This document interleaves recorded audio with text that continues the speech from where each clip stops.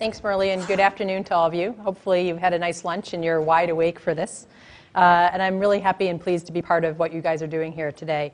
It's quite enlightening to hear about other technologies and the things that you're thinking about from an energy storage or a transport standpoint, from batteries and charge, et cetera.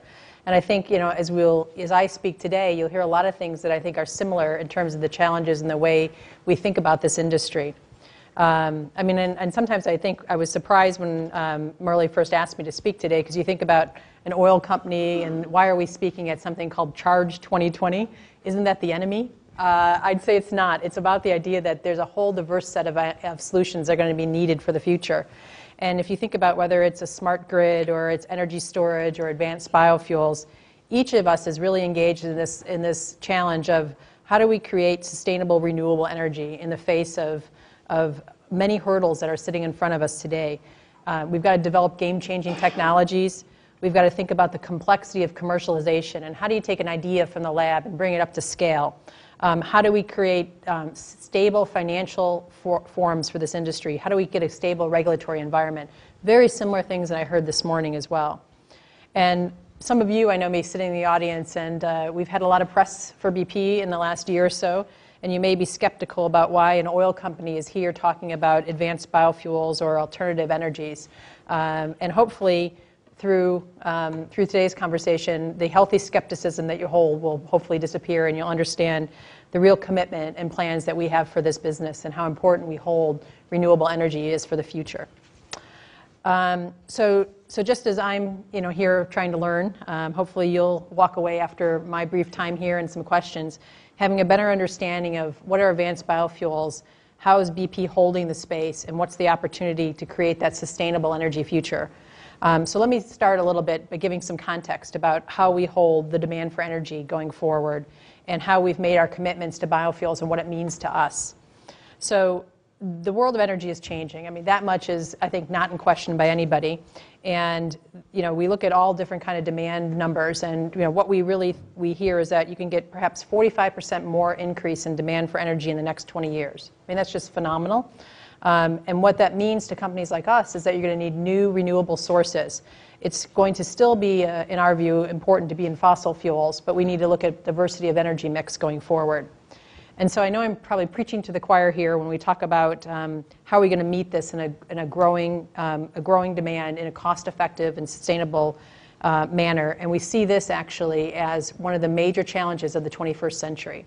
And that's very important for us as we think about how we're going to evolve. And I would contend at BP, we think we're seeing the coming of age of a whole new energy sector.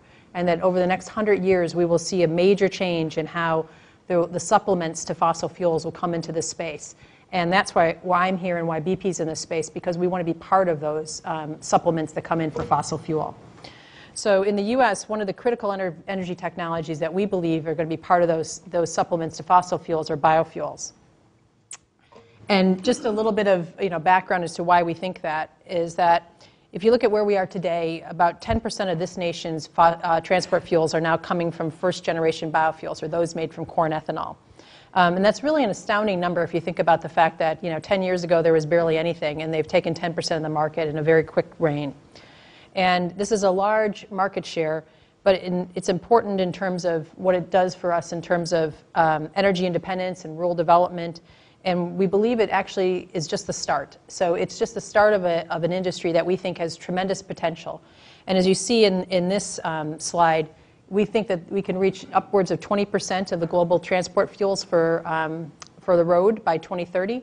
And I'd actually say that's probably a conservative estimate, and it could actually go higher. So you can see numbers elsewhere around 30%. So we're in a very material part of this business going forward will come from alternatives like biofuels. And we're seeing what's driving this growth and when it's coming is that we're at a time when traditional energy sources are under immense pressure to meet the growing demand. And we see a lot of political issues, as we see going on right now. We see economic issues. It's extremely expensive to take these next level of fuels out of the ground. And a lot of environmental objectives and concerns that are being addressed about where do we get the next level of oil. So to continue our role as one of the larger oil companies or energy companies in the world, we have to respond to market opportunities. And we must see that there must be some kind of structural change that's going to have to occur, and how do we become part of that? So for biofuels, for us, for an oil company, it remains a very strategic investment option for BP, but I don't think it's always been viewed like that holistically. So for other oils, you might see people kind of taking a technology hedge, and if they see it more of that hedge than a business imperative, the way we're holding the space. Or there might be just ensuring they've got a practical way of meeting the big mandates they have for their refining volumes. But that's completely not our position. We believe there is an incredible opportunity to lead and create a new future on a new segment of renewable energy, and that's actually what you'll hear we're trying to do. Our vision for the industry started with an inquiry about what is the possibility for the century-old paradigm of internal combustion engines only using gasoline and diesel. So something that we heard just before lunch. There was going to have to be some change to the internal combustion engine. And we concluded that the most likely near-term change at scalable size in a sustainable manner is going to come from biofuels. And that led us to this rationalization that we can see a way to having a vast, scalable industry that will rely on new technologies and new business models and represent a tremendous opportunity for those that can invest in it. And what appealed to us as an energy company and oil company is the fact that this is things that we do every day. So we've built a business that's based on a long history and track record of creating new technologies, delivering those technologies at scale, building assets, managing multi-million-dollar projects. That's what we do every day. And we're taking that learning to this industry, and we're trying to make it a reality. And we've also recognized that this is not an easy task, and we're trying to be cautious about how we manage that. We've got to bring together two of the world's biggest value chains, energy and agriculture. I mean, that's what biofuels is about. And we've got to introduce a whole new set of technologies and business models to bring those two sectors together and make it realization for the possibility of this future. And that's why it's just an amazing, exciting industry to be part of. And it's why I think it's going to require a whole new way of doing business. And partnerships, as you'll hear me talk about later, are going to be a critical element of it. Just because we've done this before in oil and gas doesn't mean that we're going to be able to do it on our own. We'll see a slew of partnerships, I think, come through in the future. So let me give you a little bit of our journey. Murli mentioned we started this business in 2006. We took a major strategic decision that we wanted to develop and manufacture our own biofuels. And we actually formed a separate business unit in BP at the time, which may seem like, well, what's that mean?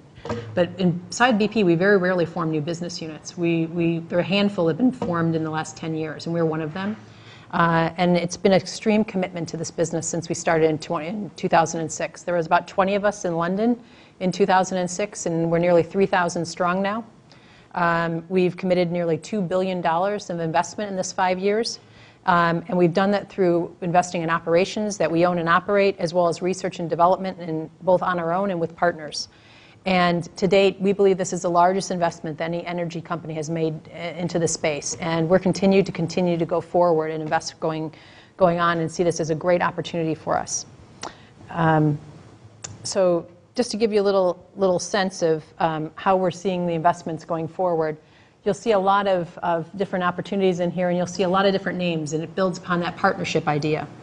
So we recognize the importance of game-changing technology and what it's going to mean to this advanced biofuels area and renewable energy industry in general. And we realize that game-changing technology just doesn't happen. You've got to invest in developing the right strategies, have the right R&D focus, and make intelligent investments in the technology area that will have the greatest impact.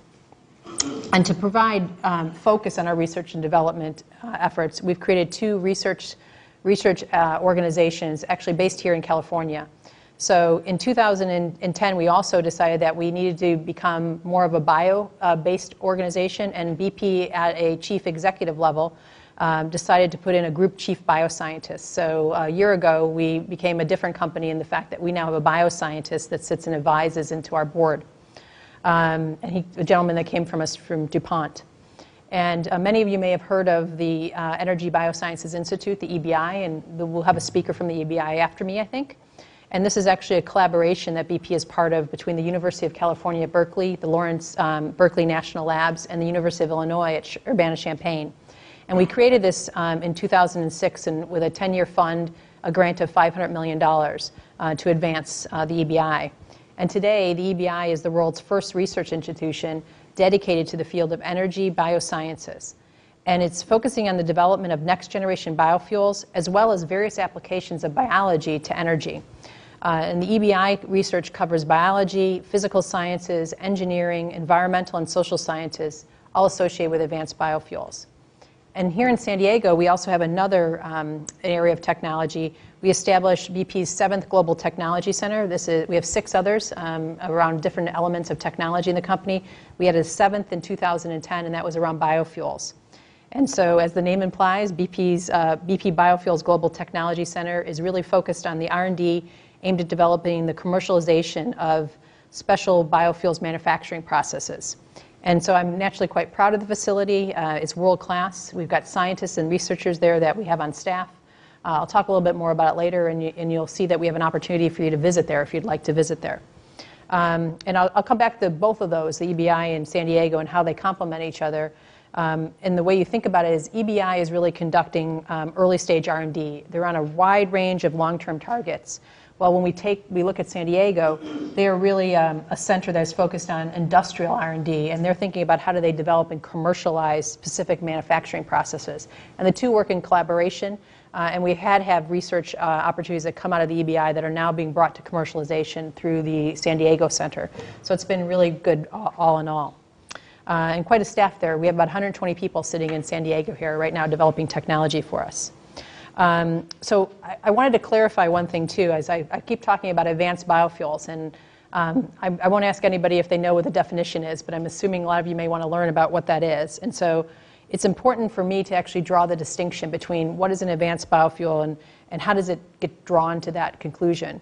And for us, it's really about meeting 4 criteria. And we look at those criteria as to how they fit versus how current generation of technology fits around first-generation biofuels that are really not able to fully address these criteria. And for first, when we look at biofuels, it's got to be low cost. So our benchmark for success is that we need to be able to sustain ourselves without a government support network.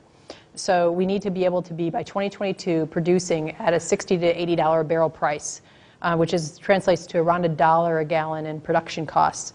That leaves us to be able to compete with a barrel without subsidy, and that's very critical for us. We are not going to invest in an industry we think needs sustained subsidies. Second, we want to have low-carbon biofuels. We anticipate that what we're going to produce in the U.S., which is going to be advanced, is going to meet the greenhouse gas reduction targets of the government of greater than 60% reduction versus today's current levels. And third, we have to be scalable. So for a company like ours, there's no point in trying to make boutique fuels or small plays. We need to be in mass production and mass distribution to turn the dial. And we see that with biofuels, and particularly what I'll focus on is advanced biofuels of cellulosics. And lastly, we've got to talk about sustainability. It's got to be environmentally sustainable, it's got to be socially sustainable, and it's got to have economic promise. So from all different angles. It's not just about the green side. It's about can you make it, can you continue to make it? And if we can meet all 4 of those criteria, then BP invests. And we went from a point of being in everything and deciding who we wanted to be in biofuels to having a very focused 3-pronged strategy for biofuels. So first, we are a producer of biofuels in Brazil, so we make sugarcane ethanol right now. We've been growing that business. We first went in 2008, and we've expanded this year, and so we have a large presence there and a growing presence. We're developing advanced molecules, so things like biobutanol. If you've heard of it, I'll talk a little bit more about it later, and we're taking sugars and making them into diesels. So it's not just about today's molecules, you've got to think about tomorrow's molecules. And beyond that, we're also thinking about how do we take cellulosic biofuels into a reality in the U.S. And our basis is on dedicated energy crops. And these are in the south, so they're about 15 feet tall grasses. And when you see a little picture in the center, that's not a short man, that's actually very tall grass that we convert over into fuels. And those are grown in the south of the U.S. And so today I'll mostly focus on that element of it, and if time permits, I'll talk a little bit more about biobutanol and the other technologies. So this kind of gives you a view of kind of how those move forward. So